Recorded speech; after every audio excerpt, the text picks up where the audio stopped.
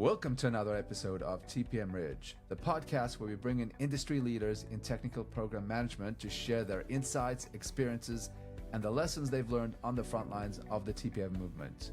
I'm your host, Doran Katz, and each week we dive in deep into the methodologies, mindsets, and tools that will empower you to drive excellence in technical program management.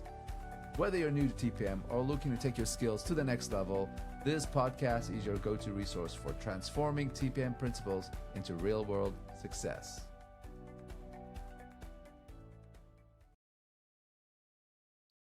Okay, well, welcome, guys. I'm here with Colin Bryar today in an exciting podcast. So Colin is a prominent business advisor and technology leader known for his extensive career at Amazon, played a significant role in the company's growth and innovation.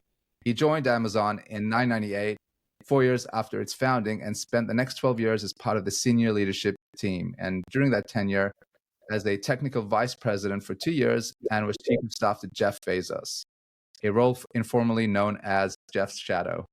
And he was deeply involved in strategic decisions, operational planning, gaining unique insights into Amazon's internal workings, and instrumental in the development and success of key Amazon initiatives, including Amazon Prime, Amazon Web Services, and the Kindle.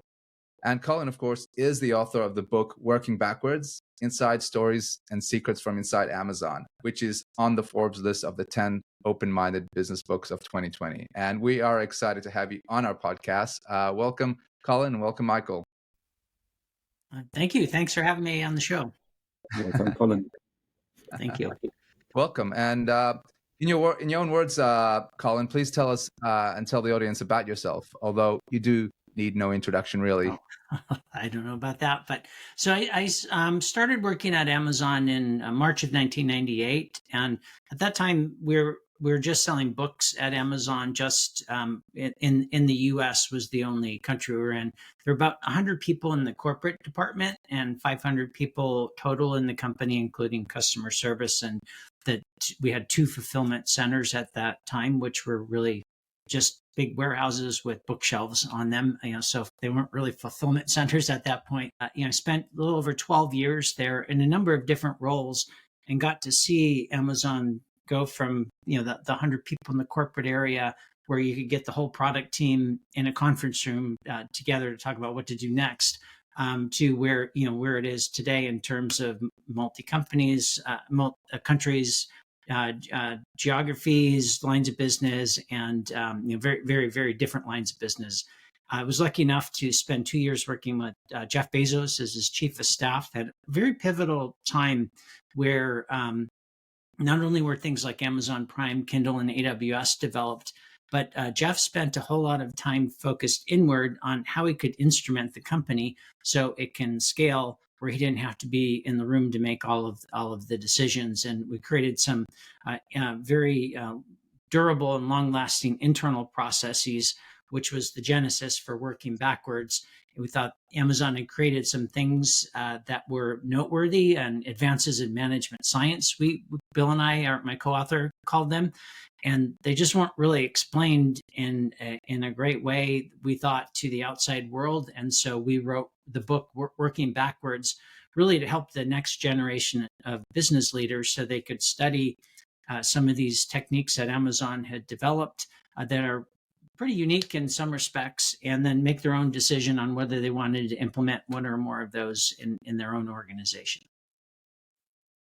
And Colin, in your book, you coined the term being an Amazonian. What does it mean to be an Amazonian, and what does it mean to you in specific? So being Amazonian, it's a state of mind. It's also adherence to a set of Amazon's leadership principles, and it's just a way of working with a lot of the processes that we discuss in Working Backwards, in terms of how do you hire people, how do you innovate and build new products, how do you measure a business when it's just started, and when it's a multi-billion-dollar business, and how do you communicate with multiple teams and groups around the company in a high bandwidth, very efficient way. Those are just a couple examples. So it's a set of principles and reinforcing processes that if you work at Amazon for any period of time, it just becomes part of who you are. and a lot of former Amazonians, take a lot of that into their next career. Oh, thanks. So looking back at the genesis and how we got to the leadership principles, let's have a little chat about that. So I know it's used to be 10 principles, it's 14, and now it's 16 principles. Yep. At least when I left. So maybe give us a bit of an overview of these principles and how they're applied and ingrained across the various roles. I'm sure for the TPM audiences as well, they'd be curious to understand a bit about that. Sure. The first set of, so Amazon had for a long time a set of core values and some principles, a very long list of core values, competencies, and principles. And starting in 2004, Jeff Bezos and a small team, including Robin Andrulovich, who was an HR executive, and Tom Skutak, who was a CFO at the time, got together, and we wanted to codify what made great leadership at Amazon. We had enough experience at this time to know what was working well and what wasn't. So we embarked on, really, it was a data gathering exercise versus saying, here's what we want the company to be. We interviewed the great leaders and found out what they do differently from other leaders. And so some of these leadership principles were almost personas of great leaders at Amazon, personas of one, or groups of great leaders. And really what Jeff Bezos wanted to do, was to create a set of actionable principles that everyone in the company could use when they had to move quickly and make decisions quickly, when you didn't have all the information you'd like to have to make the decision. Jeff would often say, if you wait to get 100% of the information that you feel comfortable with to make a decision, you're probably waiting too long, and your competitors are going to get there quickly. And most decisions work that way, not all. But then also when senior leaders aren't in the room. And so we really wanted it not just to be posters on the wall, but wanted them to be actionable and useful for people to make these tough calls. When things were, they're non-obvious. You don't need a set of leadership principles to help people make obvious decisions. You need them to help make the really tough decisions when the right answer is not always apparent. Yeah. And I remember in your book, you talked about how it actually, I think it was supposed to be a short endeavor to actually come up with the principles. And I think it took over a year, right? Or 8 months or something like that. It took about a year to do it. And, there were many revisions, and we would pour over. I was working with Jeff Bezos as chief of staff at the time, and we'd be in a small conference room and really pouring over every word. We didn't know how many principles we needed or wanted going into it. And we thought we had 9, which was, well, this is a lot. Can people remember them all? And I remember having the discussion about, okay, well, if it's too many, which ones should we take out? And we couldn't pull any more out. And so we thought we were done. And then, it was a night or two before we were going to release them. Jeff wrote an email, said, I want one more principle. So we ended up with 10, to start off with. But there was a lot of work that went into it. So each and every word and phrase, there was debate but behind them. So they have withstood the test of time. They've only been revised twice over the course of 20 years, and have become a huge part of what Amazon is. So it was well worth the effort and time to put in to get it right, or mostly right, at that point in time. And it helped Amazon scale and remain remarkably consistent, make remarkably consistent decisions as we moved into very different businesses, from the physical e-commerce business to digital distribution of bits with, Prime Video and Music, to AWS and B2B business, running an airline fleet, and everything in between. So,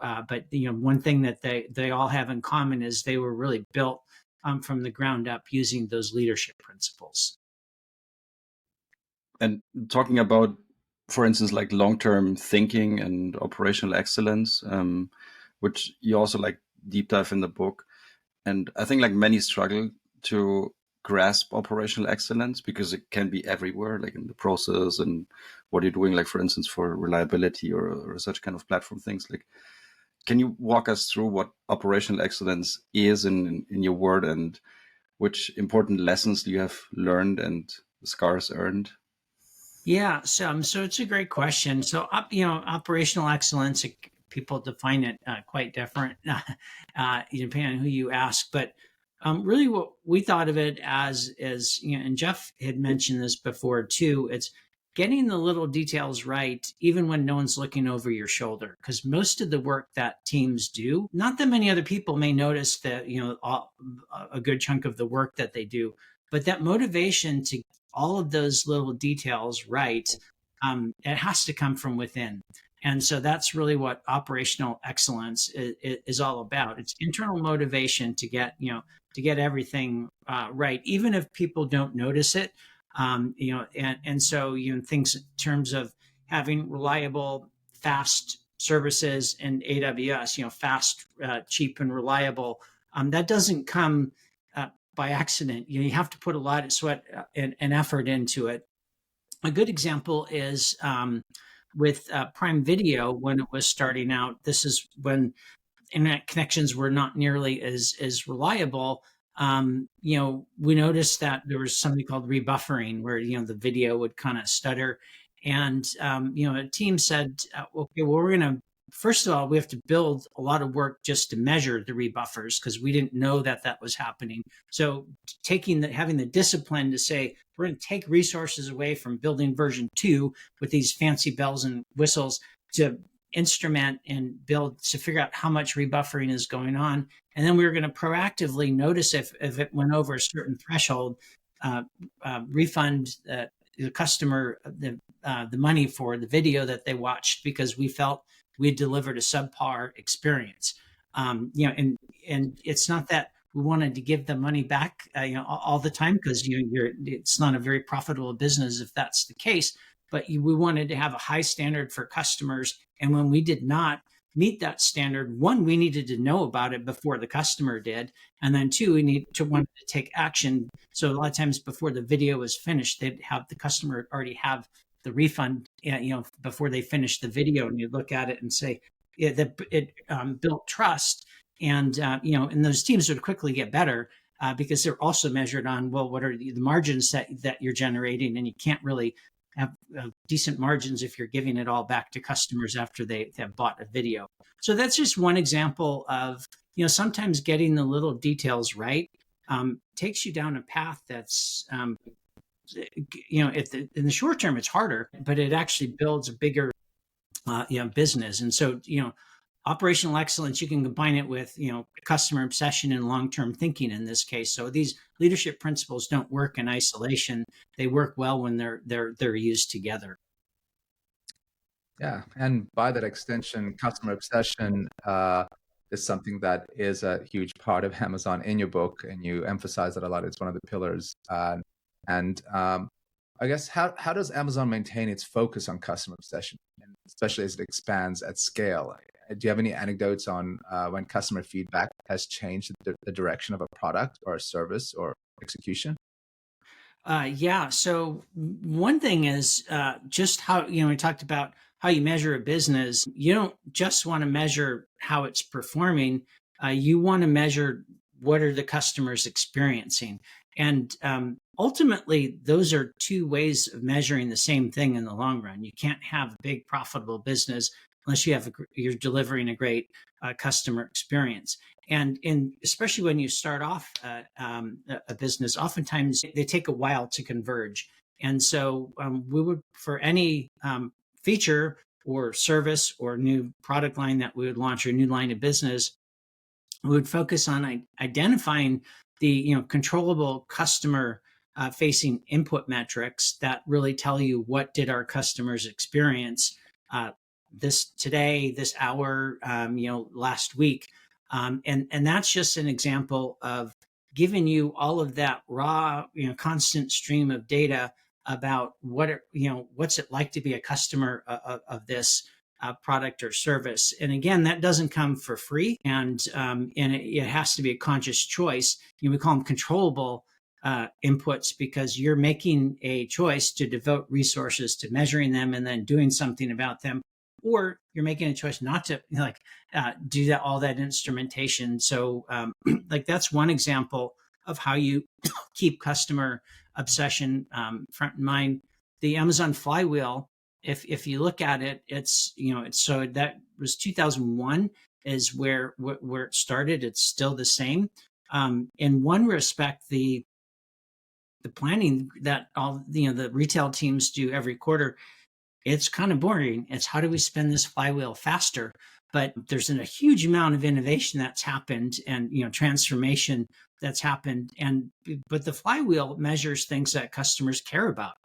Are there low prices? Is the selection in stock that that I can do it? How fast can I get these products? And that's what drives growth. That's another way that you scale across as you grow and grow and grow. It's still the same question we had asked at Amazon every quarter. How do we spin this flywheel faster? Because we know the customers want it to spin faster. There would never be a day where customers would say, I love Amazon, but I just wish their prices were a little higher and it took longer to get my stuff.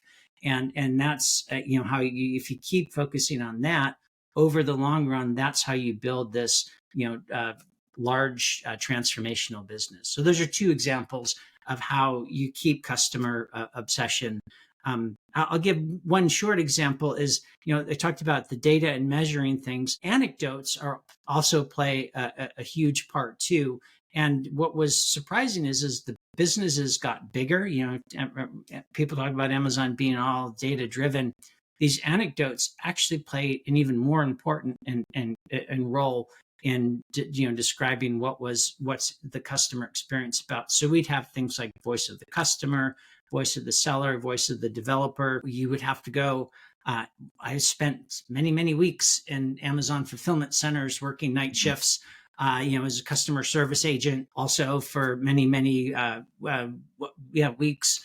In addition to my day job, but that really gave firsthand experience of what customers are experiencing. So you need to figure out a number of different ways in your tool chest to get the data about what are our customers experiencing, and it's not always a number on a report. Yeah, and you mentioned which is interesting, input and output metrics. So yeah, maybe tell us a little bit about the difference between input and output. Input and output. Metrics. And if you have any other examples about that, because it's sure. An output metric is something like revenue, NPS, Net Promoter Score.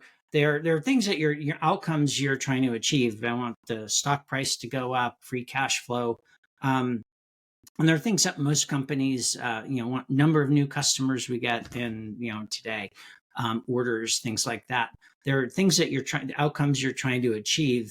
And what we realize is when we ask teams to go, get more new customers, go drive revenue, become, more profitable this quarter, it wasn't enough information and enough structure to get teams to make the consistent decisions on what initiatives are we going to do, how much resource should we devote to this initiative, is this a good idea, and how do we think it's going to generate revenue in the future. And so we realized, and we made this mistake many times at Amazon in the early days. Hey, we're not hitting the analyst numbers for the quarter. Let's stop what everyone's doing and figure out how to juice the quarter revenue, because there were only 5 weeks left in the quarter. And we would do that, and we'd realize sometimes we'd be successful, but it was mostly sales and one-time promotions. But what we did is we just pulled demand from a future quarter into the current quarter, and we wasted 5 weeks of effort not improving the customer experience. So we were in a bigger hole than we were the next quarter. We want to get out of that.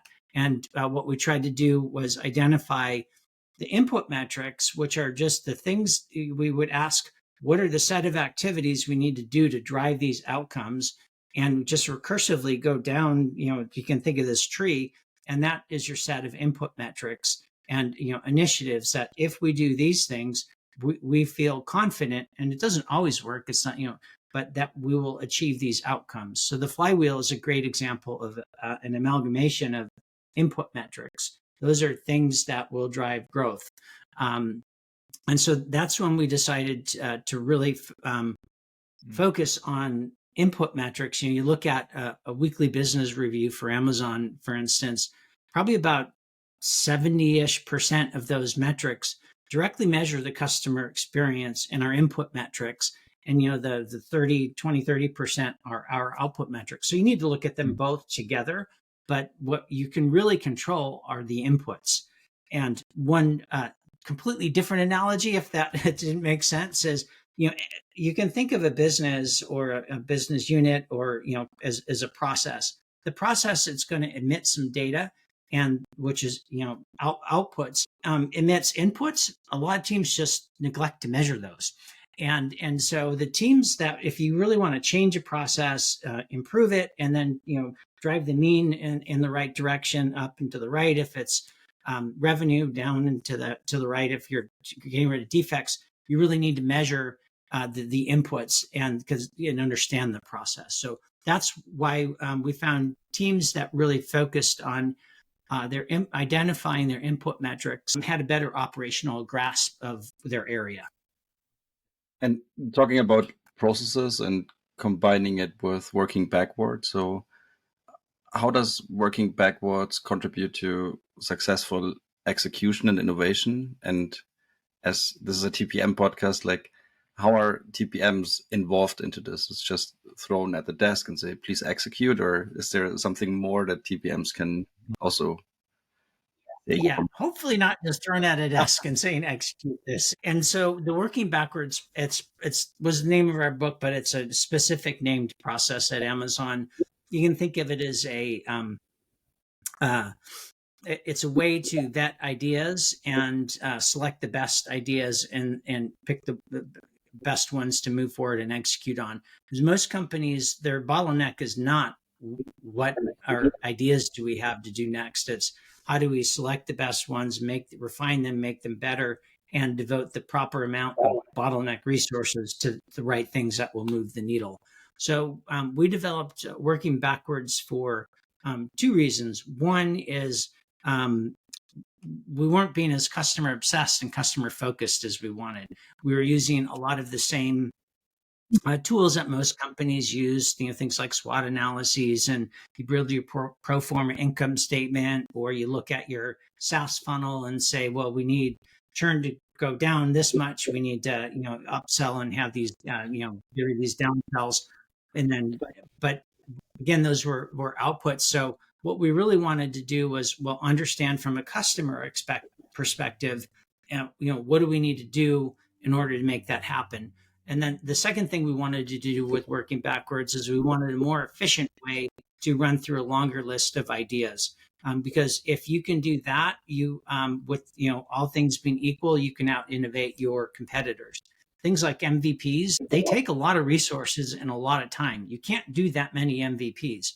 You can run through a lot of PRFAQ documents and get a good get a good sense of picking which ones are going to work. So we found it was a more efficient way to go through a longer list of ideas that were make a material difference in the customer experience, which would in turn drive the outcomes that we wanted. So that was the genesis of what we were trying to achieve and the problems we were facing. And so, answer your question about how, like, do TPMs, are they just handed say go implement this? No, it's an iterative process. The first step is you write a one-page press release, and it has to be written to the customer in language that the customer can understand. The great thing about that is you can show that to anyone, and they'll look at it and say, yeah, I'd buy this, or I'd use this product, as a customer. And so getting feedback early and often, it's very cheap at this time because it's just rewriting a press release. And then, so everyone, high judgment individuals you want involved to contribute to the press release, poke holes in it, kick the tires. And then the FAQ piece, it's separated into internal and external FAQs. The external FAQs are skeptical and tough questions that customers would ask about what you're trying to build, and how much is it going to cost, how heavy is it, why should I use this versus what's out there today versus my next best alternative. And then the internal questions are all of the hard questions you have to ask and answer to make this idea a reality. In terms of like dependencies is a great example. Identifying those dependencies in the FAQ stage, very cheap. Identifying them later on after you started building, very expensive. So this is why you could go through a lot more ideas. But TPMs play a huge pivotal role in identifying the resources, the dependencies, but also defining the customer experience. Thanks, Colin. We'll take a little break now. We've got a lot more questions. We've got to dive into OP1, OP2, and a bunch of other stuff. But before we get to that, we'll have Josh talk about the TPM Summit that's coming up. Join us this October 4th from 9 a.m. to 6 p.m. for the second annual TPM Summit in Mountain View, California at the Computer History Museum, or via live stream. This year, there will be 2 tracks delving into the functional aspects of being a TPM. There'll be plenty of time for networking, visiting our exhibitor hall, or even meeting with our career coaches one-on-one. We're excited to continue this learning journey with our incredible TPM community and hope to see you there.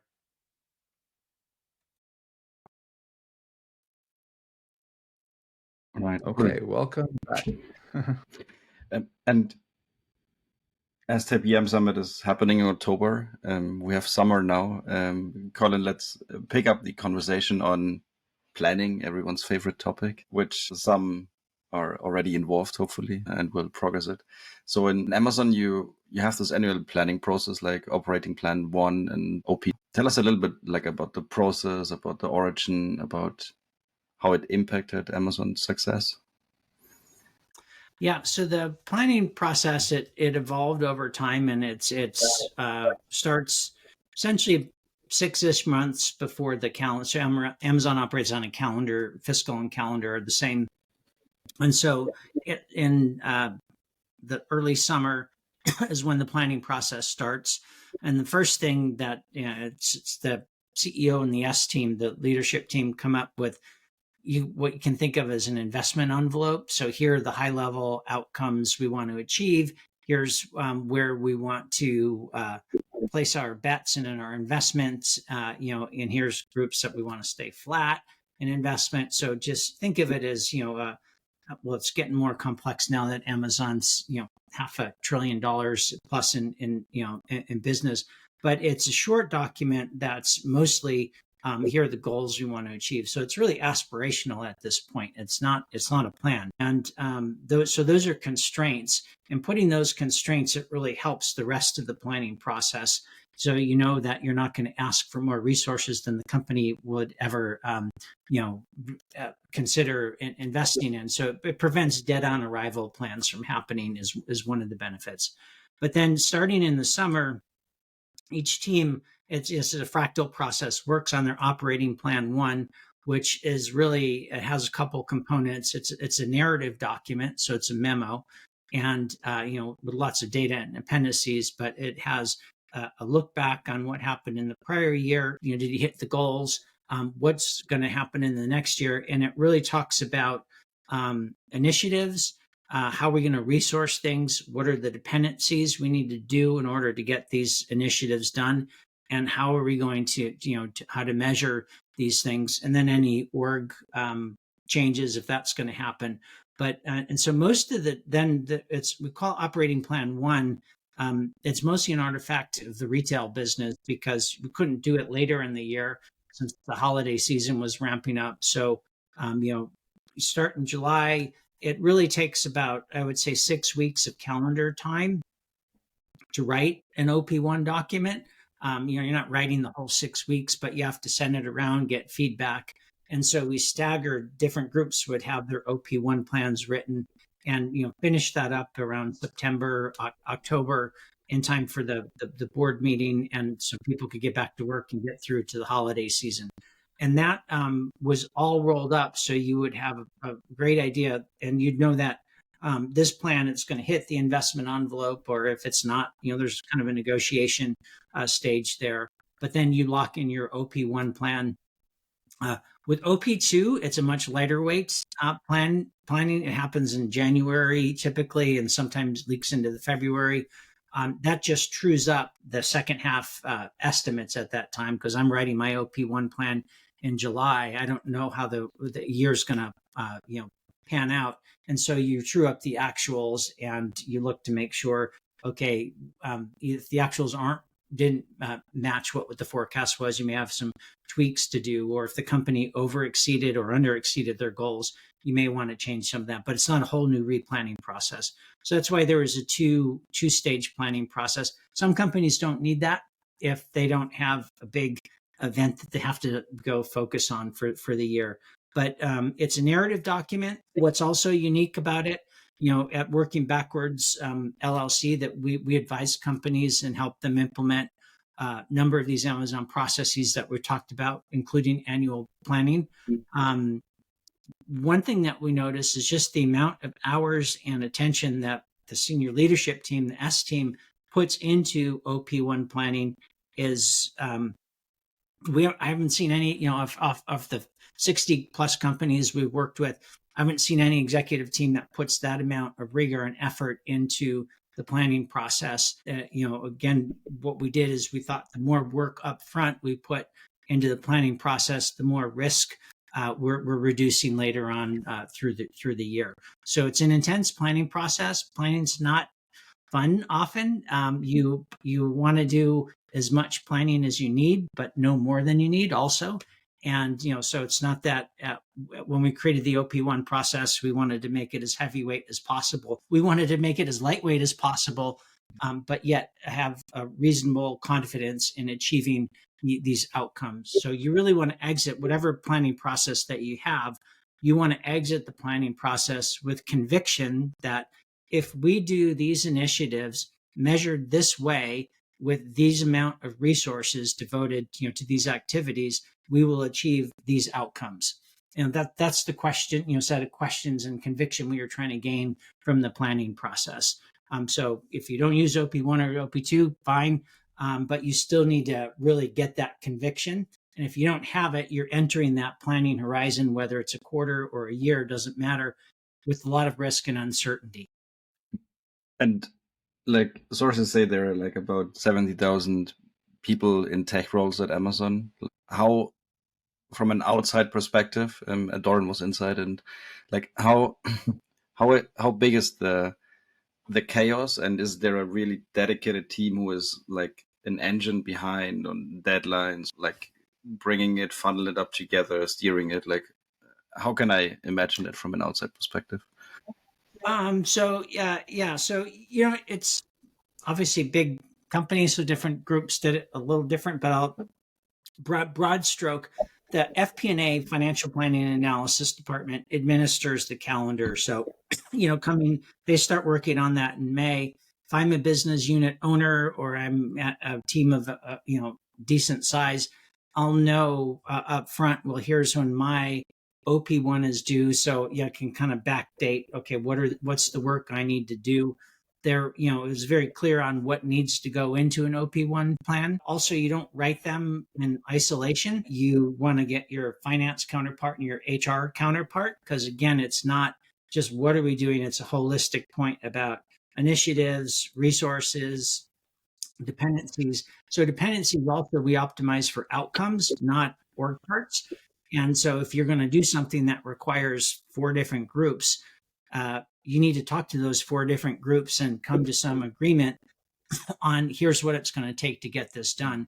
And again, that is much cheaper to do in July than it is in January, where you find out, oh, well, Colin, 3 or 30 or 300 of your people now are signed up for this initiative. I didn't know about that. And I've got a full plate of things to do. To make that prioritization trade-off, and that's expensive, and you're not going to get things that you wanted to get done during the year. So we tried to, John Doerr even talks about this in his book, Measure Everything. Dependencies, it's one of the biggest reasons why undiscovered dependencies, one of the biggest reasons why your plan doesn't really happen according to the plan. And so we tried to uncover, it's all about no surprises. So how does it look from the outside? It's administered by FP&A. You know what an OP1 document looks like, and it's a collaborative effort. It's not something you can write overnight. You want to write it, show it to people. You just often have to split it up and have different people write different parts, or different teams write different parts. And then you typically have one or a small group that puts it all together to make it a cohesive narrative. I could write an OP1 document and it may fit into part of another OP1 document for my SVP, or, it's kind of a fractal process. So yeah, whether it's chaos or not, I guess it's in the eye of the beholder, but it's meant to reduce chaos in the upcoming year, and to again gain conviction that here are the things we're going to do. We know what they are. We know what it's going to take, and we know that how much we're going to invest. And we can look around the room, and everyone agrees that we're pretty sure that if we do these things, here are the outcomes we're going to hit. And until you get to that level of conviction, you keep going and planning, and that's where it becomes a little interesting and fun. I can imagine. Well, speaking of dependencies, so single-threaded ownership, and as a prior Amazonian, I've always been interested in that concept and philosophy, being a TPM. But when you think about intradependencies, tell us a bit more about what is an STO, single-threaded ownership. Yeah, so probably the best way to describe what single-threaded leadership and ownership is you just ask these three questions. It's who's the most senior person working on this initiative and nothing but this initiative, so working on it full time. Does that person have the necessary skills and resources to make this idea a reality? And the third one is, do they have control over the resources to get it done? Control doesn't mean everyone reports to them. It can work in a matrix model, Spotify type model, but you actually have to allocate the resources. You don't want to have that person going beg, borrow, and steal resources. And if you have a name, a yes, and a yes, you have single-threaded leadership and ownership. If you don't have those three answers that I just said, you don't. And we found that for the big things that were worth doing, almost every one of those where the projects were not going the way we wanted, when we asked those questions, one of those answers was wrong. And so there are plenty of different org models, and none of them are perfect, but single-threaded ownership and leadership, they're built for innovation and speed. Because you're focused on an area. If the answer, by the way, is who's working on this full time, if it's a junior product manager that you're asking them to build $1 billion business, probably not going to happen. And so you need to have the right level. Again, this is a fractal set of questions too. But anytime that things weren't going well, we had to organize. When we organized to get those questions correctly, it usually those things happen. So if it's big enough to be worth doing, you want to have the right level of people working on it. Otherwise, they should probably go do something else. It's paid off in terms of AWS as an example. Fulfillment by Amazon are those. That was a case where we had this idea for it wasn't called it then fulfillment by Amazon, but it was complicated because you had to work with the marketplace business, the ordering on the website, the fulfillment centers, and get all of this right. And we never had the right level of person who could take that complex idea and create a simple solution that would become fulfillment by Amazon. But once we did, and we got Tom Taylor, who is the original single-threaded leader for that. That's how you build a big business. Oh, thank you for that. And in your book, you also talk about a debate you had with Jeff and a few other colleagues. It's somewhat a little bit of a controversial, I guess, in terms of the terming, but leaders do not believe that their body odor smells of perfume. So tell us a little bit more about that. What does that mean? So now I believe that was when we had that draft and I was talking about, and so really, we weren't sure if like are people going to take this one seriously? You look at it and it is a bit tongue in cheek, but it also was unique and peculiar, as a word that people use at Amazon a lot.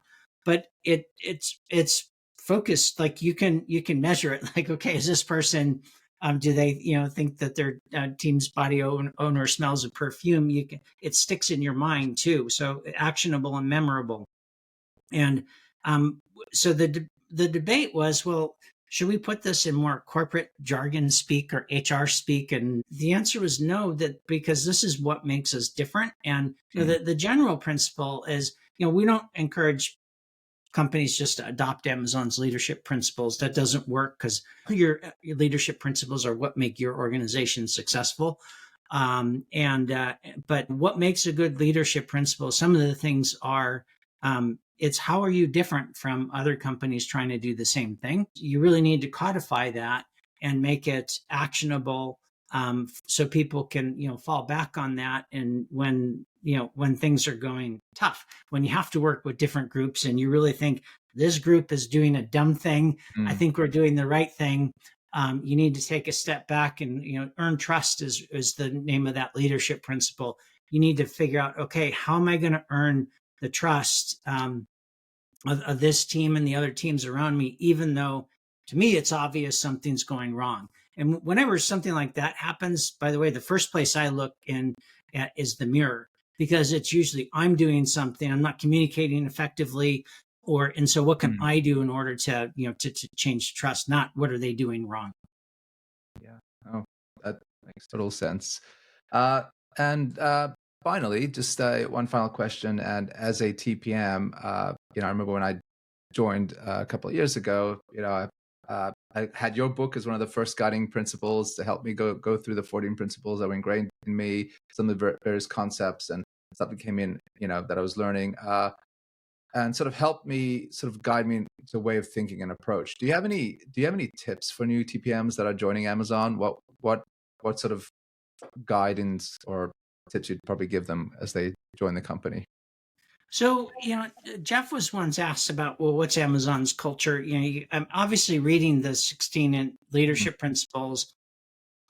You're going to act them out with the processes, because the processes are the LPs are leadership principles are woven into the processes. But Jeff said, Amazon's culture, it's really four things. It's customer obsession, not competitor obsession. It's long-term thinking with a longer-term horizon than most other companies do.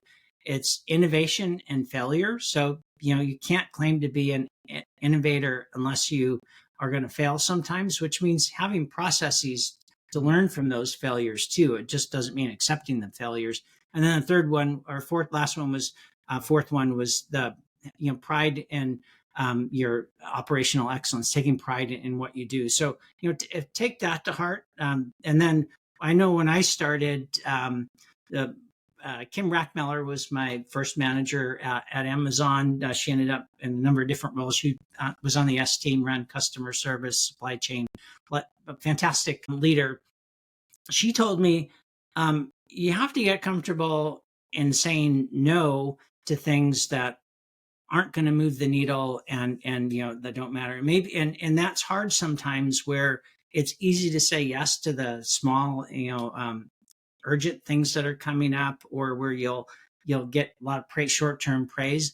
But if you don't say no at that point, you're really saying no to the important things. So just be very clear on what are we doing for customers, what's going to move the needle. And if you devote resources or energy to something else, you're really saying no to the customer experience and what's going to move the needle. And so it's easier to say no up front than when you get into your review. Well, why didn't this happen? So, well, I was busy doing all these other unimportant things that I thought were important at the time. But so anyway, that was knowing when to say no and how to say no is also important, because we live in a constrained world, and so you have to acknowledge those constraints and live by them. Yeah, it's a critical key for TPMs to be able to make that assessment. And before we wrap up, I definitely want to thank you for joining us in this podcast. Please buy the book, Working Backwards. It's a great book. It helped me a lot. I'm sure, with that last question, helping new TPMs. Do you want to give us a little plug on the Working Backwards LLC? Tell us a bit about the company.